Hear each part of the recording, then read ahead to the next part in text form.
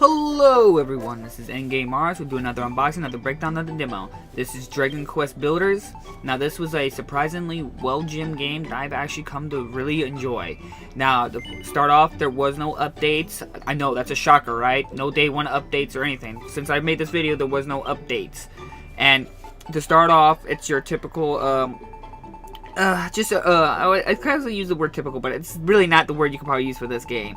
It's a very interesting, inspirational game that I think that a lot of people are overlooking because they think it's a Minecraft clone. I do like how the fact you can actually choose and create your own character from male and female. That's a very bonus to my plus. And you can change it anytime if you wish. So you're not locked down to that character you create with one save. So when 1 minute you feel like you want to be a girl or a boy, however, you just change a character in the settings and bam, there you go. You can go play as a girl for the rest of the story.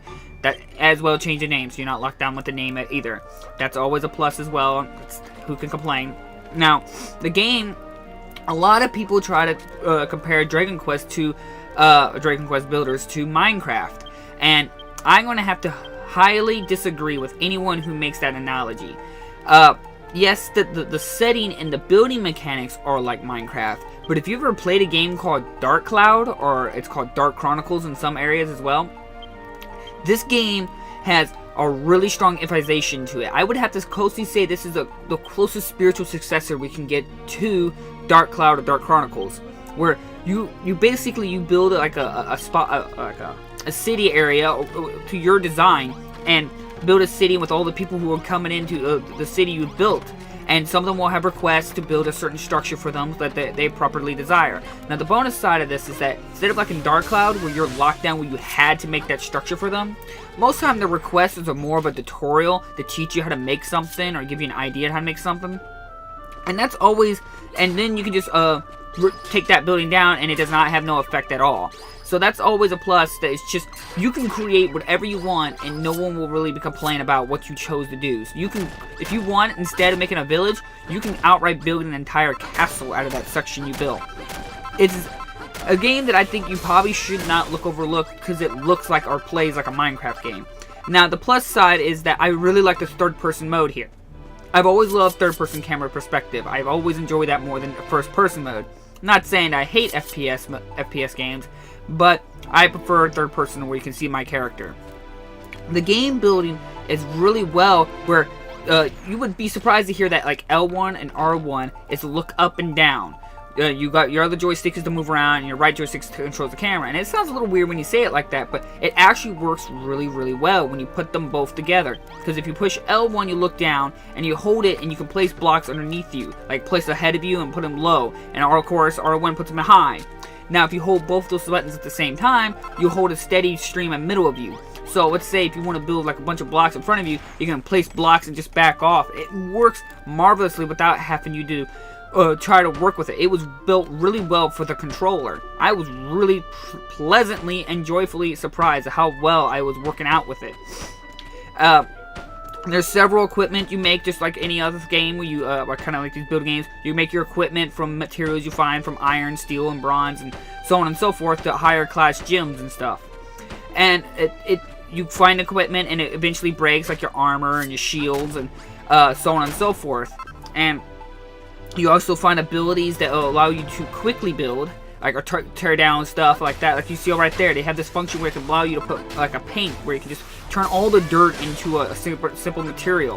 And I thought that was a really nice plus too, because it allowed you to use dirt in more varieties. Cause you sort of like use dirt as your blueprint, and then you can use this paint to form the ground to what that shape you want it to be. I thought that was really a good benefit to use old materials that you would probably never use again to make them useful again. And I really enjoyed that.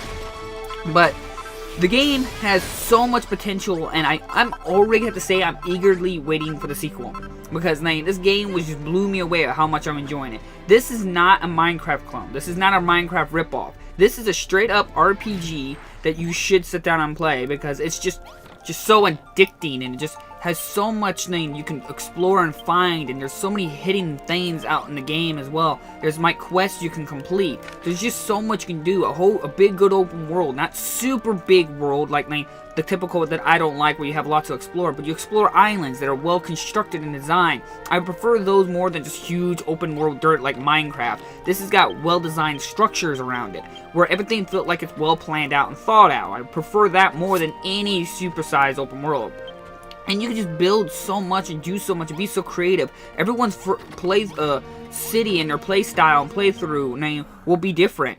It's like you can sleep and build towns and villages, and you get experience by not what you kill but what you build. Like if you let's say if you build buildings and with what better structure on the inside, better decorations and stuff like that, putting flowers and chairs and benches and everything, you get experience for that. And if you remember, like in the Dark Cloud series, you got hungry, where you have to feed yourself with food. And if you want to increase your maximum life, if you remember in the Dark Cloud series, you had to consume this item that increases your maximum HP hit points. There's that as well. It is close to being what we could hope for a actual spiritual successor to the Dark Cloud series. So if you're remotely a fan of the Dark Cloud series or Dark Chronicles series, you gotta play this. This is amazing. And it's still in the Dragon Quest world, where it's got the same Dragon Quest enemies and stuff like that, and it's got the same Dragon Quest vibe and feel. Now, there is no voice acting in the game. It's straight up reading. Some might get turned off with that. I don't mind it. You really don't even really need to read the game if you don't want to. You just gotta complete the quests, the beginning quests and scenarios, because you cannot progress unless you could do certain things. Which I highly recommend that you follow the tutorial a little bit before you start going crazy and building your own place, because eventually you can learn quicker ways and better ways, and just also not waste time. I have to build something up and then have to tear it down because they're telling you to do something. So, like I said, just look into this game. It's well worth your time. I cannot give this a higher approval rating of just saying that.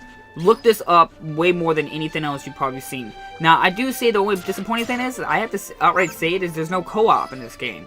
And I'm really surprised by that, because I have heard that they will say that the sequel, they'll look into co-op, but this does not have any co-op, so sorry to hear that, but it doesn't destroy the game or anything like that. And there's just, I don't know what gripped me so much about this. Like I said, I guess it made that itch for the Dark Cloud series, and I'm glad we finally have a version of it. And it makes me sad, because I don't think a lot of people are even aware of this game, or even giving it a shot, just because it doesn't look state-of-the-art graphics, or they think it's another Minecraft ripoff. It's not. Trust me, it's not. I don't really want to ruin too much for you guys, because these are the kind of games you need to explore and find everything yourself and see everything for yourself. So, as usual, I'll leave links down in the description if you want to buy a copy. Hit that like and subscribe button if you want to see more videos from me. These are the kinds of games that I enjoy, and I'm hopefully eager for more from Square Enix like this. So, thank you all for watching, and I'll see you guys in the next episode. Bye-bye!